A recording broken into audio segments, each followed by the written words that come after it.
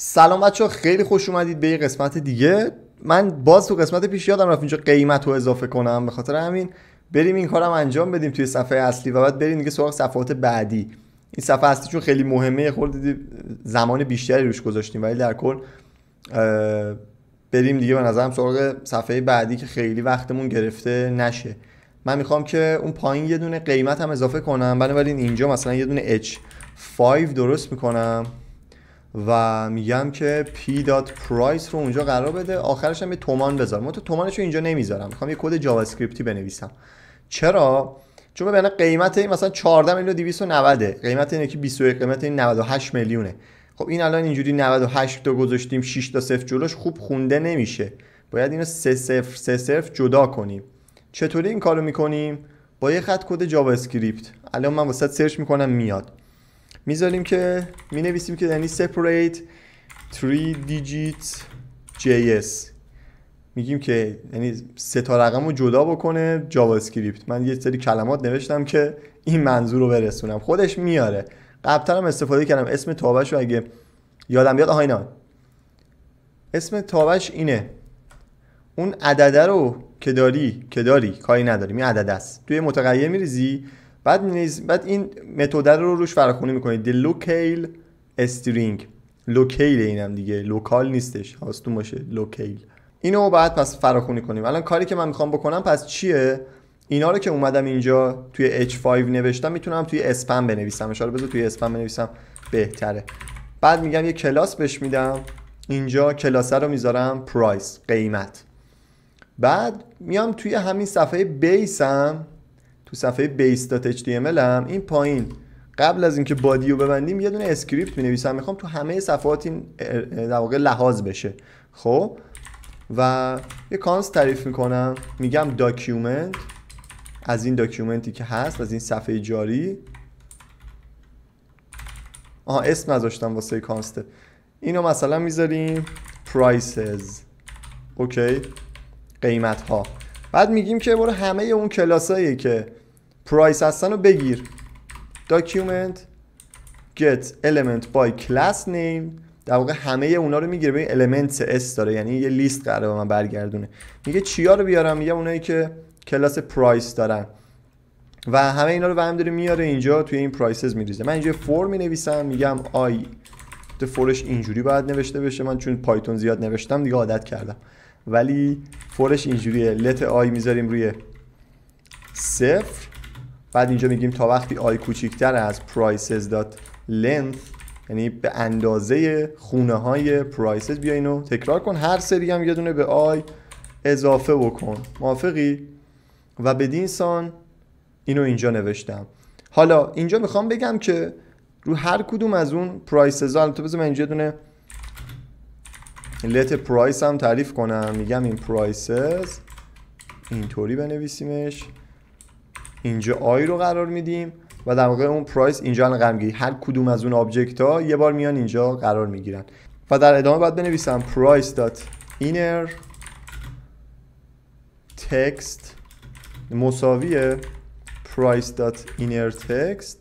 inner text چیکار میکنه؟ اون متنی که وسط این تگ هست رو میاره. در واقع من اینجا میگم inner text این چیزی که اینجاست رو میاره که حالا اون قیمت هست. اینو میگم ورد و بیار و روی این اون to locale string رو بیا و فراخونی بکن. موافقی؟ این شکلی، به همین سادگی. بریم ببینیم این چطوری کار میکنه. تا همینجاشو ببینیم. من رفرش میکنم. اینا باید هر کدوم یه بیلبیلک بخوره بغلشون. خب نخورده به خاطر اینکه من باید اینو بیام به عدد تبدیل بکنم. این اینر تکستی که میاد اینجا یه استرینگه، من باید اینو اول بیام به در واقع یه دونه ولیو اینتجر تبدیل بکنم. پس اینجا میزنم پارس اینت و از اینجا تا اینجا رو اینر تکست رو بهش میدم. در واقع میگم به این تبدیل کن، بعد این لوکیل استرینگ رو روش فراخونی کن که اینو بیا تبدیل کنه به یه استرینگ و اینجوری فاصله هاشم بذاره. نگاه کن الان اینجا سه رقم کاما گذاشته. 98 میلیون 14,290 خیلی راحت خونده میشه، میبینی؟ بعد حالا میگم حالا ته اینم یه دونه تومان اضافه بکن به همین سادگی. الان تا هر کدوم از اینا یه تومن اضافه میشه. دیدی البته تومن و نومن نوشتم، تومان، و این اولش هم یه اسپیس بذاریم که یه ذره از اون عدده فاصله بگیره. نگاه کن چجوری شد. خیلی خیلی عالی و خوب. حله. حالا همینو من میتونم بیام اینجا توی کجا ای گفتی، بیام اینجا توی این index.css یه سری استایل بهش بدم و جاشو مشخص بکنم. مثلا بذار بعد از این پروداکت، بعد از پروداکت باکس مثلا بیام اینجا میگم پرایس ها رو چیکارشون کن، مثلا فونت سایزش رو درست کن. مثلا فونت سایزش رو بذار روی 16 پیکسل که البته دیفالت 16 پیکسله. حالا دوباره نوشتم فونت ویت رو مثلا بذار روی 500. فونت فامیلی چرا نوشتم فونت ویت. باز دوچار باگ پایچارم شدیم.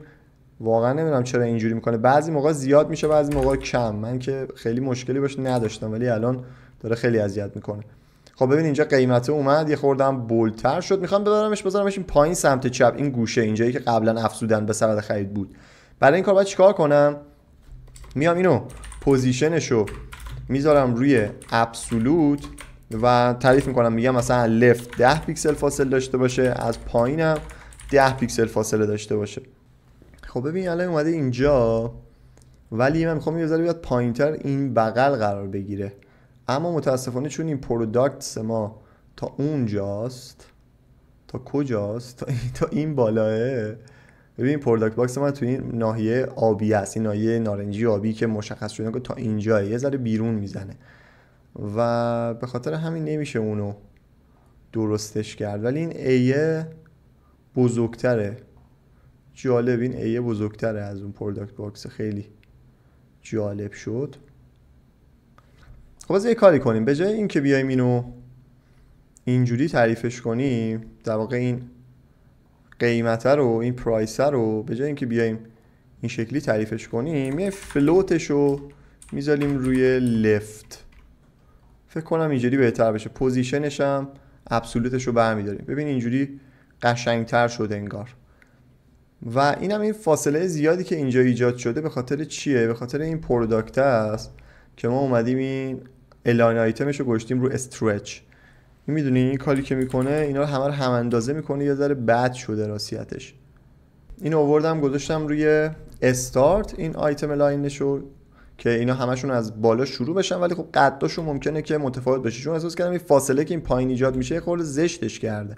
به خاطر همین این آیتم لاینر رو بذارم آیتمز، در واقع الاین آیتم رو من باید بذارم روی استارت که از بالا شروع بشه، یا بذارم روی تاپ هم داره احتمالا. تاپ نداره؟ نه، همون استارت میذاریم.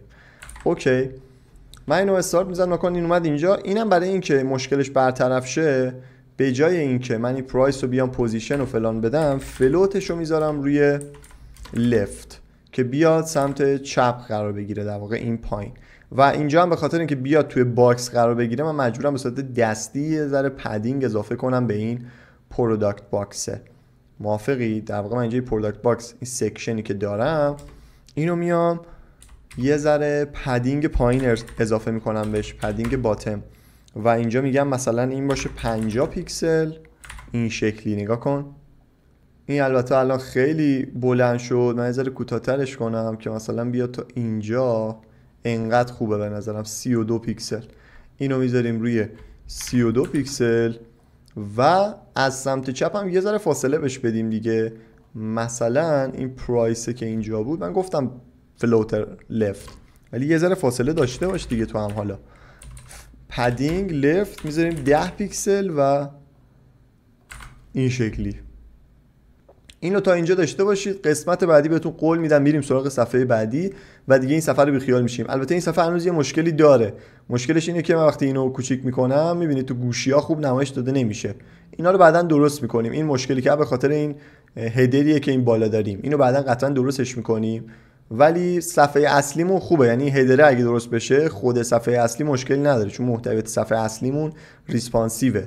اوکی، پس اونا بالا بعدا درستش میکنیم. تا قسمت بعدی میریم سراغ صفحه محصول. فعلا پس تا قسمت بعدی کار گیتاش هم بذار انجام بدم تا یادم نرفته.